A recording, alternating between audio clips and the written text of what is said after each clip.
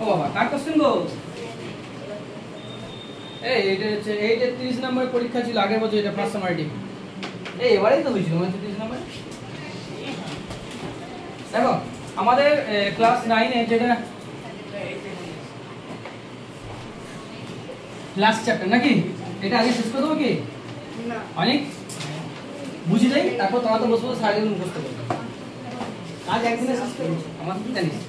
আচ্ছা তোদের যেটা বলছিলাম বাস্তুবিদ্যা ও বাস্তুবিদ্যার সংগঠন, এই দুটো চ্যাপ্টার ছিল তো, মানে এই দুটো টপিক ছিল। বাস্তুবিদ্যা সম্বন্ধে আগের দিন অনেক কিছু বলেছিলাম।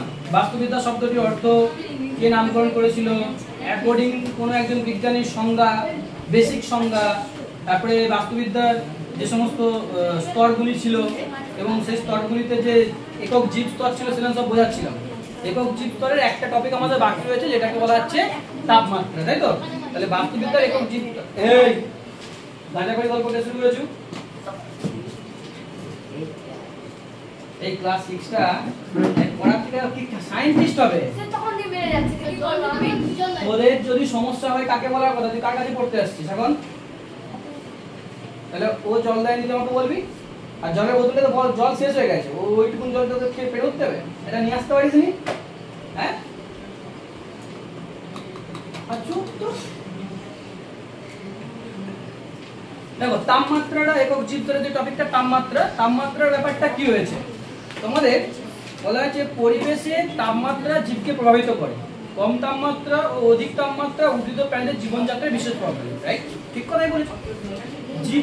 জীবের ক্ষেত্রে তাপমাত্রা একটা বিশাল গুরুত্বপূর্ণ ব্যাপার রয়েছে। এই আমি বলেছি মনে মনে পড়বি, আওয়াজ যেন না হয়। হ্যাঁ দেখ তোমরা দেখে থাকবে বা শুনে থাকবে শীতঘুম একটা কথা শুনেছিলে, ব্যাঙেদের শীতঘুম শুনেছিলে তো? তারা কিন্তু গরমকালে বেরোচ্ছে, শীতকালে তো একটা গর্তের মধ্যে চলে যাচ্ছে। ওয়াই? কেন? নিশ্চয়ই ওই সময়টা ওদের জন্য এটা প্রতিকূল, ওরা ওই সময়টাতে নিজের দিকে বাঁচিয়ে রাখতে পারে না পরিবেশের মধ্যে, তাই জন্য কি করে ওরা ওই সময়টাকে নিজেকে সুরক্ষা প্রদানের জন্য শীতঘুমে চলে যাচ্ছে। ঠিক মানে ঠিক বলছি তো? ঠিক বলছি? এরকমই বিশেষ কিছু জীব আছে বিভিন্ন জায়গায়, তারা বিভিন্ন ধরনের তাপমাত্রায় জন্মাচ্ছে। নিশ্চয়ই লোমস কুকুর যেগুলো হয়, যেগুলো আমাদের নর্থ পোল সাউথ পোলে পাওয়া যায়, লোমযুক্ত বড় বড় কুকুরগুলো, সেই কুকুরগুলোকে আমি আমাদের ভারতবর্ষে আনলে নিশ্চয়ই বেঁচে থাকবে না। ওই তাপমাত্রায় ও ওখানে অ্যাডজাস্ট করে ফেলেছে, ওই তাপমাত্রায় বেঁচে থাকার জন্য পুরোপুরিভাবে প্রস্তুত। বাট এইখানকে যদি আনা হয়, এই তাপমাত্রার সাথে তোর পরিচিতি নেই, এত হঠাৎ করে বেশি তাপমাত্রা, অলরেডি ওর শরীরটাকে গরম রাখার জন্য প্রস্তুত করে নিয়েছে, বাইরেও গরম ভেতরেও গরম, ও আসার পরেই মারা যাবে, তাই না? তাই তাপমাত্রা জীবের বেঁচে থাকার জন্য খুবই গুরুত্বপূর্ণ একটা উপাদান, যেটাকে আমরা উষ্ণতা বলে থাকি। বুঝতে পারছি জিনিসটা? এবারে কি লেখা আছে দেখো, যেসব উচ্চ তাপমাত্রা অঞ্চলে বসবাস করে, মানে যেসব উদ্ভিদ উচ্চ তাপমাত্রা অঞ্চলে বসবাস করে তাদের কি বলা হচ্ছে? মেগা থার্মোস বলা হয়। খুব ইম্পর্টেন্ট কোশ্চেন, শর্ট কোশ্চেন আসে মেগা থার্মোস কি? ফার্স্ট কোশ্চেন আসবে কি মেগা থার্মোস কি? Mega thermos, mega thermos, mega thermos হচ্ছে কি? উচ্চ তাপমাত্রায় বেঁচে থাকা বা বসবাস করা উদ্ভিদ। তাহলে উচ্চ তাপমাত্রা অঞ্চলে যে সমস্ত উদ্ভিদ বসবাস করছে বা বেঁচে থাকছে তাদের কি বলা হচ্ছে? Mega thermos. বুঝলি? তারপরে কি রয়েছে? এদের নিম্ন তাপমাত্রাযুক্ত অঞ্চলে দেখা যায় না। এরা নিম্ন তাপমাত্রাযুক্ত অঞ্চলে কি হবে? থাকবে না। কেন থাকবে না? কারণ তারা উচ্চ তাপমাত্রা থেকে হ্যাবিট, তাদের তুমি নিম্ন তাপমাত্রা আনলে হয় তারা বাঁচবে না, আর না হয় কি হবে? মারা যাবে। বাঁচবে না মানেই মারা যাবে, তাই না? জন্মাবেই না সেটা। এর বলে গেছে যেসব উদ্ভিদ নিম্ন তাপমাত্রা অঞ্চলে বসবাস করে তাদের কি বলা হচ্ছে? হেকিস্টো থার্মোস। তাহলে হেকিস্টো থার্মোস একটা টপিক পেলাম। হেকিস্টো থার্মোস কি? হেকিস্টো থার্মোস, হেকিস্টো থার্মোস, হেকিস্টো থার্মোস হচ্ছে এটা নিম্ন তাপমাত্রায়। কোথায়? নিম্ন তাপমাত্রা। তাহলে এইটা মনে রাখতে হবে, এটা উচ্চ আর এটা নিম্ন। নিম্ন তাপমাত্রায় যে সমস্ত উদ্ভিদ বসবাস করছে তাদের বলা হচ্ছে হেকিস্টো থার্মোস, উচ্চ তাপমাত্রায় যে সমস্ত উদ্ভিদ বসবাস করছে তাদের বলা হচ্ছে মেগা থার্মোস। দুটো টপিক বোঝা গেল, ছোট ছোট টপিক আছে এখানে, এটা ভালো করে মুখস্থ করে নিবি, পরীক্ষায় শর্ট কোশ্চেন আছে। আর তেমন কোনো কিছু নেই, এবার এটা রিডিং করলে হবে। এদের কখনো উচ্চ তাপমাত্রা অঞ্চলে দেখা যাবে না। মেগাথার্মোস উদ্ভিদের দেহে বাষ্পমোচন বেশি হয়, তাই এদের দেহে রসালো হয়, মূলতন্ত্র সুগঠিত, মূলতন্ত্র কি বলেছি সুদীর্ঘ হয়। অপরপক্ষে হেকিস্টোথার্মোস উদ্ভিদের দেহ খর্ব হয় এবং বীজের সুপ্তাবস্থা দীর্ঘ হয়। প্রাণীদের ক্ষেত্রে পরিবেশের তারতম্যের প্রভাব দেখা যায়। আচ্ছা, এখানটা একটা জিনিস বলা আছে উদ্ভিদদের ক্ষেত্রে, ভালো করে জিনিসটা বোঝো। এই কি হয়েছে কি হয়েছে, জায়গা শর্ট পড়েনি তোদের, হচ্ছে শর্ট পড়ে গেছে। দেখো এখানে বলা আছে যারা উচ্চ তাপমাত্রায় বসবাস করে, তাপমাত্রা বেশি, তো তাহলে তাদের তাপমাত্রা বেশি হলে কি হবে? তুমি বলো একটা, তোর একটা অনেক বল, তোর একটা স্নান করে ভিজা গামছা একটা জামা, তুই খুব তাপ আছে সেদিন রোদে মিলে দিলি, দেখবি 1 ঘন্টার মধ্যে কি হচ্ছে সেটা শুকিয়ে যাচ্ছে। আবার যেদিন তাপ কম আছে সেদিন একটা জামা মিললি, দেরিতে শুকবে না, কম শুকোতে তাড়াতাড়ি হবে, দেরি শুকোবে। তাহলে বলছে কি উচ্চ তাপমাত্রা যেখানে আছে সেখানে যে উদ্ভিদ জন্মাচ্ছে সেই উদ্ভিদের বাষ্পমোচন কি হয়? দ্রুত হয়। তাহলে বেশি বাষ্পমোচন হলে এদের তো জলের যোগান বেশি দিতে হবে। তাহলে যেহেতু বাষ্পমোচন বেশি হচ্ছে, এদের মূলতন্ত্র কি হবে? সুগঠিত হবে, যাতে দ্রুত জলটাকে তুলতে পারে। শরীরে জলের যোগান দিতে হবে। এ যদি বেশি বাষ্পমোচন করে দেয়, জল যদি না বেশি পায়, ও কি হবে? বেঁচে থাকতে পারবে? কিন্তু উচ্চ তাপমাত্রায় সে নিজেকে মানিয়ে নিচ্ছে, মানে কি তার মূলটা সুগঠিত, সে জলটাকে দ্রুত তুলতে পারে, সেরকম ভাবেই সে নিজেকে অ্যাডজাস্ট করেছে। নিম্ন তাপমাত্রা মানে কি? সেখানে কি হবে? বেশি তাপ নেই তো, তাহলে জল আস্তে আস্তে বাষ্পমোচিত হবে, তাহলে মূলের অত সুগঠিত না হলেও চলবে। যতটা পরিমাণে বাষ্পমোচন হবে ততটা পরিমাণে জল তুলতে হবে। এদের বীজের সুপ্ত দশা অনেক দিন থাকে। সুপ্ত দশা মানে কি? একটা ফল হয়েছে, এই ফলটার যে বীজ, এই বীজটা দীর্ঘদিন সুপ্ত অবস্থায় থাকতে পারে, মানে দীর্ঘদিন এর মধ্যে দিয়ে কোনো নতুন চারা গাছ নাও জন্মাতে পারে। যেহেতু নিম্ন তাপমাত্রা অঞ্চলে বসবাস করছে, সেই পরিবেশে বেঁচে থাকার জন্য এদের সুপ্ত দশাটাকে সেইভাবে এরা পরিবর্তিত করেছে। এটা উদ্ভিদের ক্ষেত্রে ক্যারেক্টারিস্টিক। তাহলে উদ্ভিদের ক্ষেত্রে টোটাল ক্যারেক্টারিস্টিক আমরা এই টপিকটাই পেলাম। বুঝলেন? প্রাণীদের ক্ষেত্রে কি রয়েছে দেখো, বলছে প্রাণীদের ক্ষেত্রে পরিবেশের তারতম্যের প্রভাব দেখা যায়। মরুভূমির প্রাণীরা প্রচন্ড তাপমাত্রায় বাঘ নিতে চলে যায়। মরুভূমির যে গিরগিটি হয়, মরুভূমির সাপ, বিখ্যাত সাপ একটা নাম শুনেছো, কি বলতো? Rattle snake. সে পেছন দিকে ঝুমঝুম ঝুমঝুম আওয়াজ হয়, ঠিক আছে? এরা যখনই খুব তাপমাত্রা বেশি হয়, এরা কোথায় ঢুকে যাবে? তো বালির নিচে। কেন? বালির ওপরটা তাপমাত্রা বেশি থাকলেও নিচের তাপমাত্রা কম থাকে, ফলে নিজেদের প্রাণটাকে বাঁচাতে পারে। বোঝা গেল? আর কি রয়েছে এবার দেখো, যেহেতু এরা উচ্চ তাপমাত্রায় বসবাস করে, এদের দেহ কিন্তু খুব শীতল হয়। দেখবে গিরগিটি সাপটাপের রক্ত কি হয় বলতো? শীতল রক্ত হয়। রক্তের রং চাই, রক্তটা শীতল হয়। যারা শীতল পরিবেশে বসবাস করে তাদের দেহটাকে গরম রাখার জন্য ভেতরটা গরম হয়, আর যারা গরম পরিবেশে বসবাস করে তাদের দেহটাকে শীতল রাখার জন্য তাদের ভেতরটা কি হবে? ঠান্ডা হবে। ব্যালেন্সিংটা করতে হবে পরিবেশের সঙ্গে নিজেকে। যে শীতল পরিবেশে বসবাস করছে তার দেহের তাপমাত্রা ব্যালেন্সিং এর জন্য ভেতরটা গরম, বাইরটা ঠান্ডা। আর যে গরম পরিবেশে বসবাস করছে তাদের দেহটাকে ব্যালেন্সিং এ রাখার জন্য বা বেঁচে থাকার জন্য তাদের ভেতরটা ঠান্ডা হবে, বাইরটা গরম, তবে তো ব্যালেন্সিং হবে। ঠান্ডা গরম মিলে ব্যালেন্সিং হবে তো না? আমাদের জীবনের মূল বৈশিষ্ট্য কি? ব্যালেন্সিং করে চলতে হবে। জীবনে যাই হোক না কেন সবসময় কি করতে হবে? ব্যালেন্স। যদি কোনোটা একটা ব্যালেন্সিং না হয়, তাহলে পরিবেশ আমাকে নির্বাচন করবেন আমি পরিবেশে বেঁচে থাকি বলে। পরিবেশ আমাকে কি করে দেবে?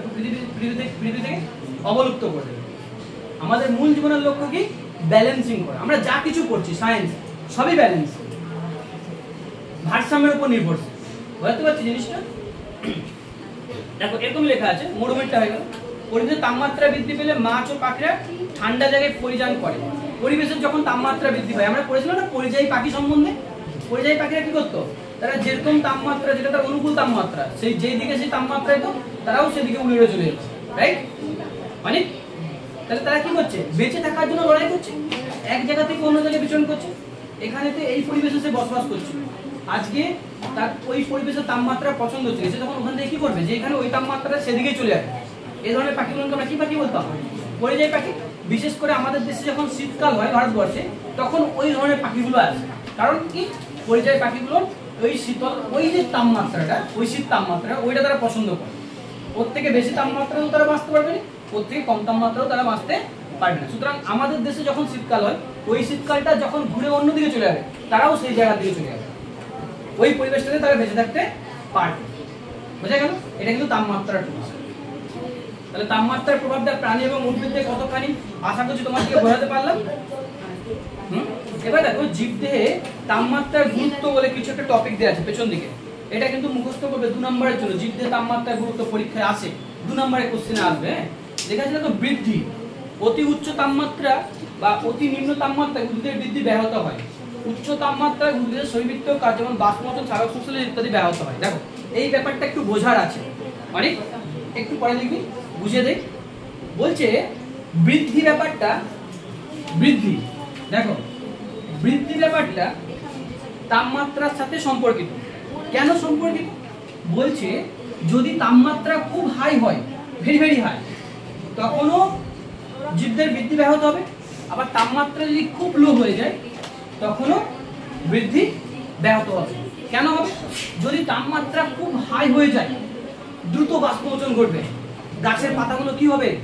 ঝলসে যাবে। ফলে কি, ধরো একটা গাছ সালোক সংশ্লেষের জন্য সে জল তুলেছে, তার যতটা জল দরকার রান্না করার জন্য ততটা জল রান্না করে বাকি জলটা সে বাষ্পমোচন করে দেয়। এটাই আমরা পড়ে এসেছি এতদিন।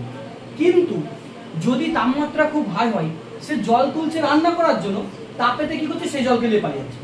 তাহলে কি গাছ রান্না করতে পারবে? পারবে না। যদি রান্নাই না করতে পারে, সে খেতে পাবে? খেতে পাবে? খেতে না পেলে তার দেহে পুষ্টি হবে? পুষ্টি না হলে তার বৃদ্ধি হবে? তাহলে অতি তাপমাত্রা কি করতে পারে?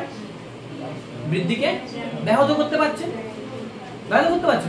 তেমনই কম তাপমাত্রা, যদি একদম তাপমাত্রা ডাউন হয়ে যায়, তাপমাত্রা নেই, বাষ্পমোচন হচ্ছে না, যদি বাষ্পমোচন না হয়, সে গাছ জল তুলেছিল, জল তুলেছে রান্না করার জন্য, প্রথমে হয়তো রান্না করেও ফেলেছে, কিন্তু যে অতিরিক্ত জলটা ছিল সেটাকে সে দেহ থেকে বার করতে আর পারছে না।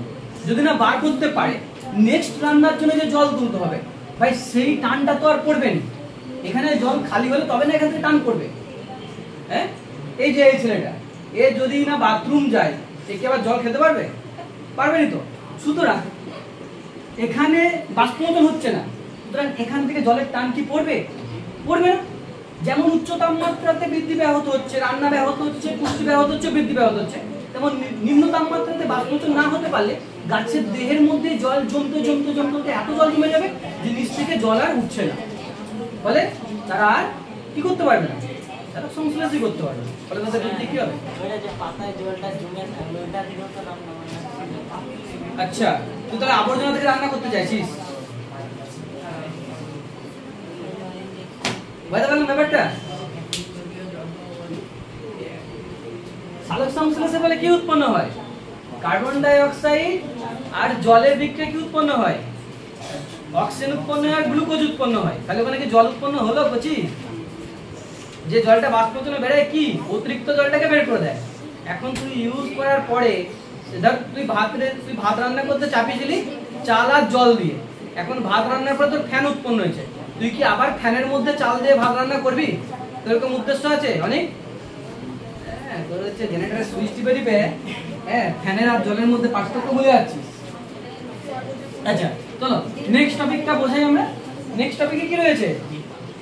নেক্সট টপিকে বিপাক। বিপাক মানে, বিপাককে কি বলা হয়? হজম।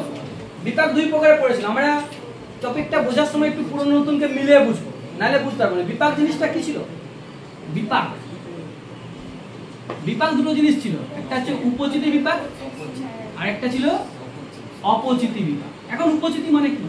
যেটা আমার দেহে শক্তিটা যোগান দিচ্ছে। এখন আমার দেহে শক্তির যোগান মানে কি? আমার ওজন বৃদ্ধি করবে, দেহের ওজন বৃদ্ধি করবে। এখন এই দেহের ওজন বৃদ্ধি হওয়ার ফলে আমি সেটাকে কাজে লাগাবো, আমার দেহে শক্তি সঞ্চিত হলো, তাহলে আমি সেটা কি করবো? কাজে লাগাবো। এখন যখন কাজ করবো সেই ওজনটা কি হবে? আস্তে আস্তে হইতে থাকবে। তাহলে কি উপচিতি মানে আমার খাদ্য খাওয়ার ফলে যে যে শক্তি বা ওজন বৃদ্ধি হচ্ছে সেটাকে বলা হচ্ছে উপচিতি বিপাক, শুষ্ক ওজন বৃদ্ধি। আর সেই শক্তিকে ব্যবহার করে আমাদের দৈনন্দিন কার্যকলাপের ফলে আমার যে দেহের ওজনটা রিডিউস হচ্ছে, হ্যাঁ, সেটাকে আমরা কি বলছি?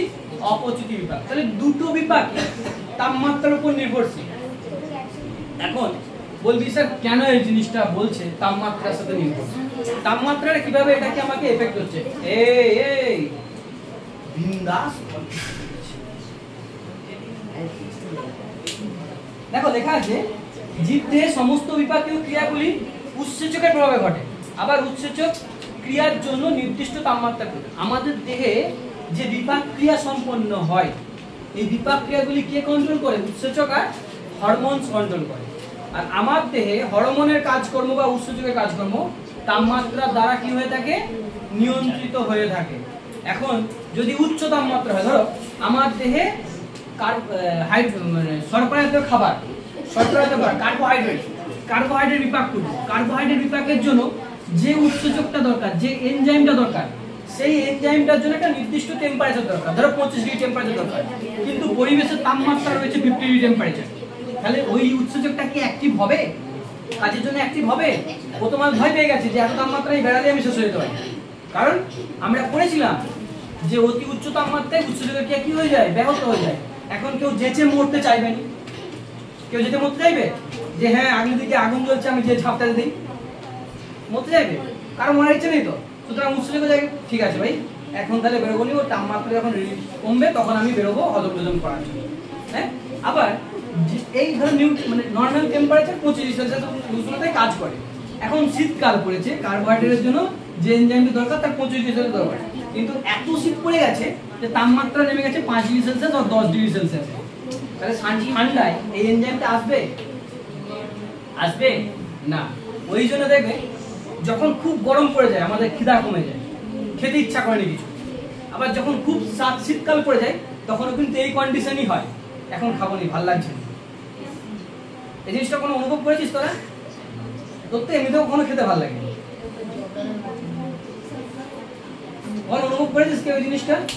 খুব গরমকালে যদি খেতে ইচ্ছা করে না, বাস্তব একটু টক হলে হালকা টক দিয়ে, টক ডাল কি কোনো টক জিনিস দিয়ে হালকা ভাত টাত খেতে ভালো লাগে। গরমকাল মানে একটু টক জাতীয় খাবারটা আমাদের খুব ফেভারিট হয়। না, টক খেলে অ্যাক্টিভ নয়, টকটা হচ্ছে আমাদের মুখের স্বাদের জন্য খায়, ব্যাপারটা এটা, আর কিছু না। এবার টকের মধ্যে অ্যাসিড ট্যাসিড থাকে বিভিন্ন, ওগুলো আলাদা ব্যাপার, ওগুলো আবার পড়তে হবে পড়বে, ঠিক আছে?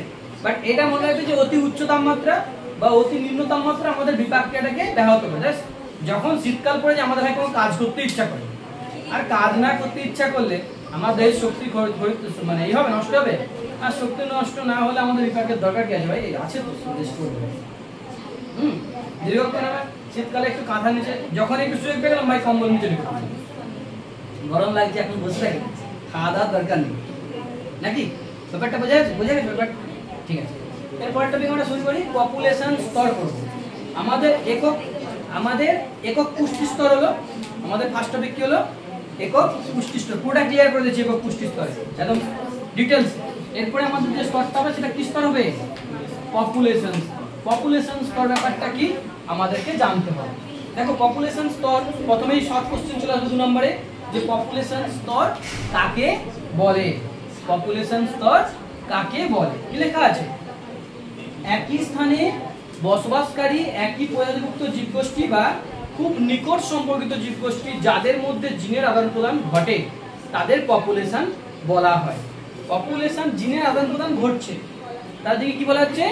পপুলেশন বলা হচ্ছে। মানে একই প্রজাতিভুক্ত যদি হয়, ধরো একটা পুকুরের মধ্যে ধরো অনেকগুলো কুমির একসাথে বসবাস করছে, বা কুমিরের মতোই আরেকটা প্রজাতি হয় কামড়স বলা হয়, কুমিরের ছোট সাইজটা নাকি, ওই একই জায়গায় বসবাস করছে। এদের মধ্যে বিশেষ কোনো পার্থক্য বুঝবে, এদের মধ্যে যে জিনের আদান প্রদান ঘটে। জিনের আদান প্রদান মানে কি? নর্মালি জিনের আদান প্রদান কোন ভাবে ঘটে? প্রজননের মাধ্যমে ঘটে। তাহলে তো জিনের আদান প্রদান ঘটা সম্ভব নয়। জিনের আদান প্রদান মানে কি? দুটো জীবের মিশ্রণে একটা নতুন জীব। একমাত্র পপুলেশনেই একমাত্র প্রজননের মাধ্যমে, রিপ্রোডাকশনের মাধ্যমে পসিবল, আদারওয়াইজ তো সম্ভব নয়। সুতরাং যাদের মধ্যে এই ক্যারেক্টারিস্টিক আছে, একদম যদি আমি সমাজের দৃষ্টিভঙ্গি থেকে বলি, বলছি পপুলেশনের জিনের আদান প্রদান মধ্যে আমরা মানুষ, কিন্তু আমরা আমাদের মধ্যে বিভিন্ন জাতে ভাগ করে গেছি, হিন্দু, মুসলিম, খ্রিস্টান এটসেট্রা। আবার হিন্দুদের অনেকগুলো জাতি আছে, ব্রাহ্মণ, ক্ষত্রিয়, বৈশ্য, শূদ্র, ঠিক আছে? এবারে ব্রাহ্মণ যদি হয়, যদি ব্রাহ্মণ আর ব্রাহ্মণ একই পপুলেশন ধরে নিলাম, একই প্রজাতিভুক্ত, আমি এটাকে বোঝানোর জন্য বলছি ব্রাহ্মণ নয়, মানুষ একটাই প্রজাতি, বিজ্ঞান বলে। কিন্তু আমরা মানুষের মধ্যে যে ভাগ করেছি সেটা কি দিয়ে বোঝাচ্ছি? ধরো ব্রাহ্মণ একটি প্রজাতি। এখন ব্রাহ্মণের সাথে ব্রাহ্মণ বিয়ে, ধরো এই যে মেয়েটা বসে আছে আমাদের, এই হ্যাংলা বসে আছে, এই যে হ্যাংলা তো একজন ব্রাহ্মণ মেয়ে, ঠিক আছে? তাহলে হ্যাংলার যখন বিয়ে দিবে একটা ব্রাহ্মণ ছেলেকে দিবে, তাহলে সে একটা ব্রাহ্মণ ছেলে। এদের মধ্যে যে পপুলেশন, এদের মধ্যে যে জিনের আদান প্রদানটা ঘটছে, এটা তো একই প্রজাতির মধ্যে ঘটছে, তখন এটাকে বলা হচ্ছে কি পপুলেশন স্তর। অথবা কি হতে পারে এখনকার যুগ ভাই আর একটা ক্ষত্রিয় বংশের ছেলেকে পছন্দ করে, তখন ওর সাথে মানে নিয়ারেস্ট ক্ষত্রিয়দের সাথে আর হচ্ছে রিলেশনশিপ তৈরি হলো। তখন কি হচ্ছে ব্যাপারটা মানে নিয়ারেস্ট পপুলেশন ব্রাহ্মণের পরিস্থিতি কি রয়েছে ক্ষত্রিয় একই মানে নিয়ারেস্ট পপুলেশনের সাথে কি হলো জিনের আদান প্রদানটা ঘটে গেল। তখনও সেটাকে কি করবো আমরা পপুলেশন। এটা ব্রাহ্মণ ক্ষত্রিয়দের বোঝালাম মানে ব্রাহ্মণ হচ্ছে পপুলেশন, এটা ভাবার দরকার নেই ভাই, ঠিক আছে। ঠিক এই জিনিসটাই ঘটে থাকে, একই প্রজাতিভুক্ত বা একটা প্রজাতির সাথে একটা প্রজাতির নিয়ারেস্ট সম্পর্ক রয়েছে, তারা পপুলেশনে লিপ্ত হতে পারবে। এমন নয় যে বাঘের সাথে ব্যাঙের পপুলেশন হবে, সেটা পপুলেশন স্তরের মধ্যেই পড়বে না। ব্যাপারটা বোঝা যাচ্ছে? তাহলে পপুলেশন স্তর বা পপুলেশন কাকে বলে জিনিসটা ক্লিয়ার হলো সবার। এরপরে আমরা এটা বলবো পপুলেশনের সকল সদস্যরা সাধারণত একই পরিবারভুক্ত হয়, যেমন গির জঙ্গলে সিংহের পপুলেশন। এখানে একটা উদাহরণ দিয়েছে পপুলেশনের। এবারে দেখো পপুলেশনের বৃদ্ধি নিয়ন্ত্রক শর্তাবলী, হ্যাঁ এইটা কিন্তু মনে রাখতে হবে। পপুলেশনের যে বৃদ্ধি, পপুলেশনের বৃদ্ধি বলতে কি ধরে একটা বাঘের পপুলেশন, একটা বাঘের পুরো প্রজাতি, তারা কতদিন নিজেদের অস্তিত্ব বাঁচিয়ে রাখতে হবে, তাদের কতদিন বংশ বৃদ্ধি করবে বা কতটা পরিমাণে বাড়বে সেটা ভাবতে হবে। এখন যদি বাঘ আনলিমিটেড জন্মায়, ধরো প্রতি মাসে বাঘ জন্মায়, তাহলে গোটা পৃথিবীতে শুধু বাঘই থাকতো। তাহলে প্রতি মাসে কুত্তা জন্মাচ্ছে, তাহলে গোটা পৃথিবীতে কি থাকতো? কুত্তা থাকতো। এবং বর্তমানে মানুষদের তো কি তুই দেখবি প্রতিদিনই কোথাও না কোথাও বাচ্চা জন্মাচ্ছে, কিন্তু কুকুরদের ক্ষেত্রে এটা হয়, একটা সিজন আছে, একটা সিজনে দেখবি কুকুররা প্রেগনেন্ট হয়, কুকুরদের বাচ্চা জন্মায়। এটা দেখে থাকবি, রাস্তায় দেখে থাকবি, তোরা 9 এ পড়বো না, তোদের এইটুকুনি সেন্সটা আছে, অনেক দেখেছিস তো, তোদের চারদিকে জেনারেটর হ্যান্ডেল মারতে যাস, তুই দেখেছিস নি? নিজের ঘরে কুকুর পুষছু একটা নেড়ি কুত্তাকে দিয়ে, তুই বলছু তোর কুকুরটা এতদিন আমি যাচ্ছি তোদের ঘরকে চিনে নি, হ্যাঁ আমি গেলেও গেটের আগে দিয়ে শুয়ে থাকবে, একটা মাস্টার যাতে ভদ্রতা নেই, সাইড ছাড়তে পারে না, এটা কুকুরকে ম্যানার্স শেখাতে পারিস না। আচ্ছা যাক, তাহলে আমাদের যেটা ব্যাপার এই একটু মন দিয়ে শুনুন, আমাদেরকে বলা হচ্ছে পপুলেশনের বৃদ্ধিটাকে কন্ট্রোল করতে হবে। কেন কন্ট্রোল করতে হবে? পরিবেশের ভারসাম্যটাকে বজায় রাখতে গেলে আমাদের পপুলেশনের বৃদ্ধিকে কন্ট্রোল করতে হবে। একটা কুকুর যদি প্রতিদিন প্রজনন ঘটে পারত, তাহলে গোটা পৃথিবীতে কুকুরেরই ঘর হতো, মানুষের ঘর থাকতো। এবারে একটা কথা বলি, সাপ একবারে কত ডিম পাড়ে কোনো ধারণা নেই। যদি সব ডিম ফুটে বাচ্চা হতো না, আজকে গোটা পৃথিবী সাপের পৃথিবী হতো, মানুষ থাকতো না। সাপ ডিম পেড়ে যায়, কিন্তু সেই ডিমের সব ফুটে বাচ্চা হয়, কিছু ডিম ফুটে বাচ্চা হয়, বাকি সেই ডিমগুলো বাচ্চা হয়নি, সাপ এসে সেই ডিমগুলোকে খেয়ে নেয়। সাপ খেয়ে নেয় সেই ডিমগুলো, তোরা জানিস না? এটা নতুন জিনিস শিখলি, ভালো জিনিস, থ্যাংক ইউ। আরে ডিম খাচ্ছিল, বাচ্চা কোথায় খাচ্ছে? যে ডিমগুলো বাচ্চা হচ্ছে না, সেই ডিমগুলো ফেলে রেখে লাভ কি? যাকেও যেও নিলে খাবে পড়ে, তার থেকে ও খেয়ে নিল আর পুষ্টি হয়ে গেল। এখন তুই তো সাপের ডিম খেতে পারবি না ভাই, তাহলে মানুষ যেখানে সাপের ডিম পারে সেখান থেকে ডিম এনে বিক্রি করতো দোকানে,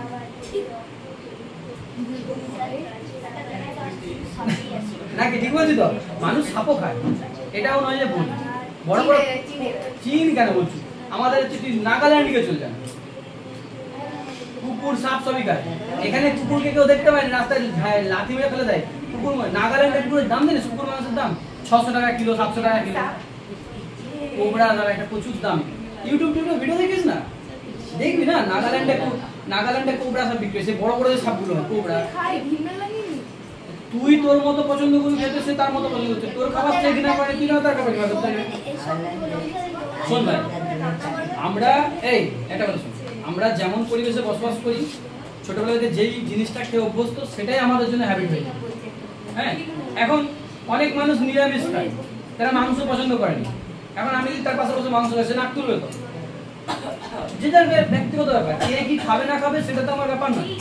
সেই পরিবেশে বেঁচে থাকার জন্য তাকে লড়াই করতে হবে। সুতরাং সে সেই পরিবেশে যেটা খেতে পাচ্ছে তাকে ভাই সেটাই খেতে হবে, এবং সে সেই পরিবেশে থেকে সেটা খেয়ে অভ্যস্ত। এটাকেই তো বলা হচ্ছে আমাদের পরিবেশের সঙ্গে লড়াই করে বেঁচে থাকা।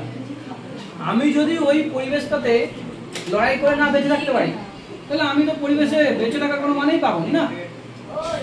এবার সেই অনুযায়ী তাদের সেরকম জিনগত বৈশিষ্ট্য সৃষ্টি হয়েছে। তারা ওই ভালো করে এরকম গোল গোল করে চাকা জায়গা করে কেটে ফ্রাই করে খাচ্ছে, উমা করে আওয়াজ করে, দেখি ফেসবুক ইউটিউবে দেখি, হেভি টেস্টি। কথাটা শুনে মনে হচ্ছে ওই নাম্বার হ্যাংলার লাল বেড়াচ্ছে, এই যে বইতে ধাক্কা দিয়েছে। আচ্ছা চলো, এবারে আমরা পপুলেশনের যে পপুলেশনের যে বৃদ্ধি সেটাকে কন্ট্রোল করবো কি করে। ফার্স্টে দেখো টপিক লেখা আছে জন্মহার। এটা মনে হচ্ছে আমি ছোটবেলা থেকে পড়ে আসছি, জন্মহার বা ন্যাটালিটি। ন্যাটালিটি কি বলছে?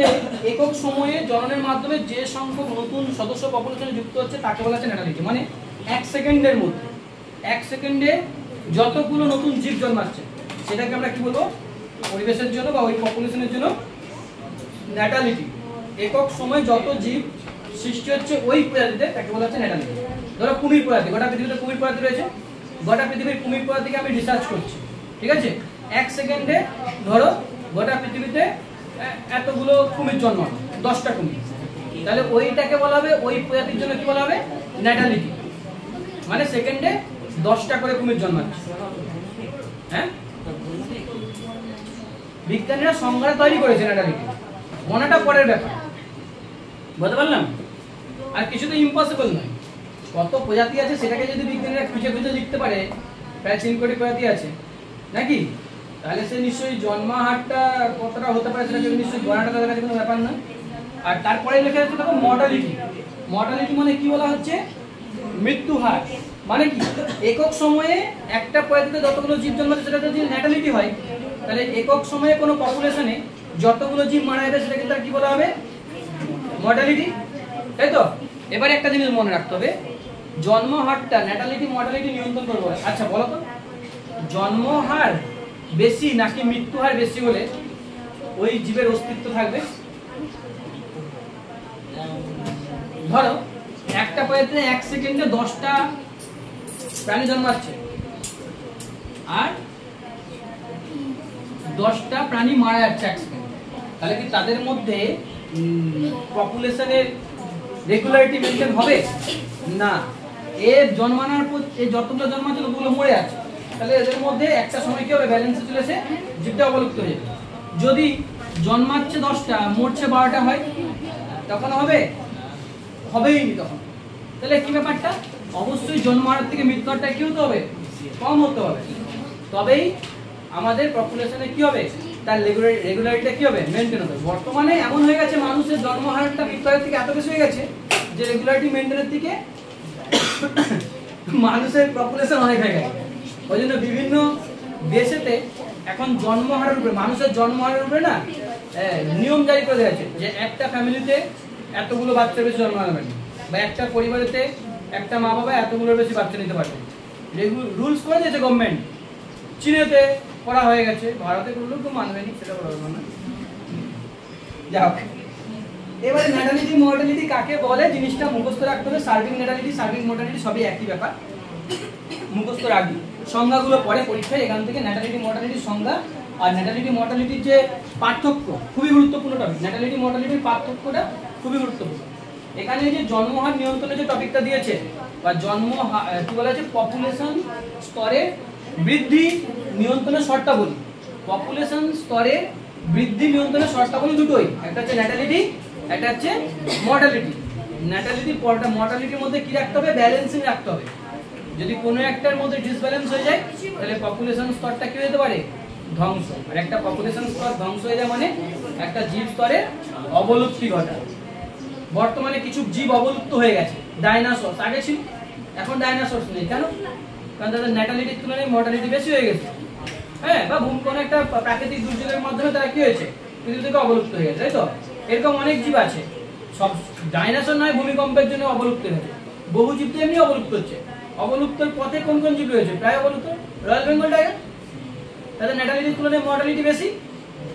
আগে তো মানুষ শিকার করতে বেশি। রয়্যাল বেঙ্গল টাইগারের সৌন্দর্যের জন্য কি করতো? তাকে মেরে তার চামড়াকে দেয়ালে টাঙিয়ে রাখতো, বেশ দেয়ালে তার চামড়াকে সুন্দর করে। দেখবে অনেক আগে পুরনো যে মুভিগুলো হয়, পুরনো মুভিতে দেবে বড় বড় এতে একটা করে বাঘের বড় বড় ছাল টাঙা থাকে, একটু লক্ষ্য করলে দেখবে যে কোনো মুভিতে বাঘের খাল টাঙানো আছে। বিভিন্ন আগেকার মানুষদের কাছে বাঘ মারাটা ছিল একটা হচ্ছে মানে সাহসিকতার প্রতীক।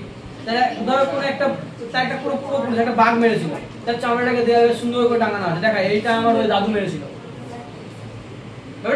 এই ন্যাটালিটি মর্টালিটির কারণে কি হচ্ছে, পপুলেশনটা আগে এই মর্টালিটিটা বেশি ছিল বলে বর্তমানে রয়্যাল বেঙ্গল টাইগারের কি অবস্থা, কয়েকটাই আর মাত্র আছে, এরা অবলুপ্ত গেলে শেষ।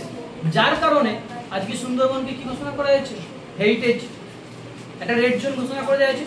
ওইখানেতে বাঘ মারা যাবে না, বা ওই বাঘ যেখানে থাকে ওখানে তো অস্ত্র নিয়ে তোমাকে যাওয়া যাবে, তুমি ঢুকতে পারো, কোনো অসুবিধা নেই। বাঘ তোমাকে খেয়ে নিলে ভাই তোমার দায়িত্ব, কিন্তু বাঘ খাওয়ার সময় তোমাকে নিজেকে আত্মরক্ষা করা যাবে না। তুমি ছুটে পালিয়ে আসতে পারো, যদি বাঘের থেকে বেশি ছুটে বেঁচে যেতে পারো তাহলে তুমি সেফ। তুমি যদি বলো যে না আমি বাঘকে মেরে দেবো, তাহলে তোকে মেরে সরকার, তোকে যদি বাঘও না মারতে, তুই বাঘকে মেরে ধরে বেরিয়েছিলিস তো, তোকে সরকার জেলেটা টুক করে ঢুকিয়ে দেবে, বুঝলি?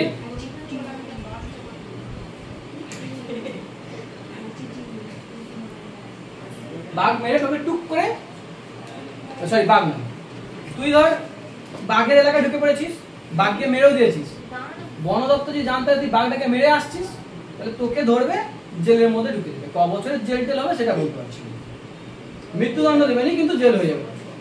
এখন বাঘ সংরক্ষণের জন্য খুব চেষ্টা চলছে, ব্যাপারটা বোঝা গেল? একটা সময় বাঘ মেরেছে মানুষ, কিন্তু মর্টালিটি এত বেশি হয়ে গেছে, ওই জন্য এখন কি হচ্ছে, বাঘের যাতে ওই প্রজাতিটা সুরক্ষিত থাকে তার জন্য তাদের জন্য বিশেষ এলাকা করা হয়েছে, সেখানে তারা নির্ভয়ে চলাফেরা করতে পারবে, ভাই প্রজনন করতে পারবে, তার দিকে মারা হবে, তারা যেরকম প্রকৃতির নিয়মে মারা যায় সেইটা তাদের জন্য হবে, তাছাড়া আর কোনো স্কোপ নেই। বুঝতে পারলাম জিনিসটা? এটাই ন্যাটালিটি মর্টালিটি। ব্যাপারটা বুঝতে হবে যে ন্যাটালিটি মর্টালিটির মধ্যে ব্যালেন্সিং থাকতে হবে, সর্বদাই ন্যাটালিটির তুলনায় মর্টালিটিটাকে কম হতে হবে। জন্ম হারের তুলনায় মৃত্যু হার কম হলেই তবে পপুলেশনটা ফিউচারের দিকে এগোবে। যদি মর্টালিটি বেশি হয়ে যায় তাহলে পপুলেশনটা সেখানে কি হয়ে যাবে, শেষ হয়ে যাবে, বেশি দিন পপুলেশনটা এগোতে পারবে। এইটা হচ্ছে তোমাকে মেন বোঝানোর ব্যাপার ছিল, বুঝতে পারলাম জিনিসটা? এরপরে হচ্ছে কি পরিযান। দেখো পরিযান ব্যাপারটা অলরেডি আগেও বলেছি, পরিযায়ী পাখির কথাটা পড়েছিলাম না? পরিযায়ী থেকে এই যদি তো পড়তে বললাম মুখস্থ করে একে অপরকে ধর, আস্তে আস্তে আস্তে আস্তে, বেশি কথা নয়, গল্প নয়। দেখো এবারে বলছে পরিযান, পরিযান একজন একজন, ওয়ান বাই ওয়ান। পরিযান মানে পরিযায়ী ব্যাপারটা। এবারে পরিযান বিভিন্ন কারণে হয়ে থাকে, এক জায়গা থেকে অন্য জায়গায় যাকে বলা হচ্ছে পরিযান। পাখিদের মধ্যে তুমি যদি দেখো বা বিভিন্ন পশুদের মধ্যে দেখো, কোনো একটা পাখির কথা বলছি, সে বেঁচে থাকার জন্য অনুকূল পরিবেশ পাওয়ার জন্য এক জায়গা থেকে অন্য জায়গায় যাওয়ার জন্য পরিযান করছে। হ্যাঁ, যদি তুমি কোন একটা আমাদের সাধারণ মানুষকে দেখো, আমাদের যে ওয়েস্ট বেঙ্গলে অনেক মানুষ আছে যারা সোনার কাজ করার জন্য কোথায় গেছে, বিদেশে গেছে, বাইরের রাজ্যে যে কাজ করছে, কেউ ভোপালে আছে, কেউ মহারাষ্ট্রে আছে, বিভিন্ন জায়গায় লোকে আছে। কিসের জন্য গেছে ভাই? ইনকামের তাগিদে। তাহলে সেটাও তো পরিযান। পরিযান হচ্ছে কি, অনেকে আবার বাসস্থানের খোঁজে আসে। অনেক মানুষ কি করছে, তার গ্রামেতে সে থাকবে না, সে ভেবেছে কি আমি একটা উন্নত চাকরি করছি, আমি তাহলে আমার গ্রাম ছেড়ে বাইরের দিকে জায়গা কিনে ঘর করবো, একটু শহরের দিকে। তাহলে সেটাও তার বাসস্থানের তাগিদে পরিযান। বাসস্থানের তাগিদে মানুষ পরিযান করে, বিভিন্ন প্রাণীও পরিযান করে। যেমন ধরো সুন্দরবন এলাকায় যদি জলস্তর উঁচু হয়ে যায়, তখন কি তারা সেই বনে থাকতে পারবে? তাদেরকে বেঁচে থাকতে হলে সেই বন থেকে এসে অন্য কোথাও বসবাস করতে হবে। তাহলে সেটাই তার কি হয়ে যাচ্ছে, পরিযান। এক জায়গা থেকে অন্য জায়গায় যাওয়া, সেটা কিসের তাগিদে? বাসস্থানের তাগিদে। তাহলে পরিযানটা কিসের তাগিদে হলো? বাসস্থান। আবার ধরো একটা জঙ্গলে কিছু বাঘ বসবাস করে, সেখানেতে বাঘেদের খাবার কিছু নেই, তাহলে তারা কি সেখানে না খেয়ে বসে থাকবে?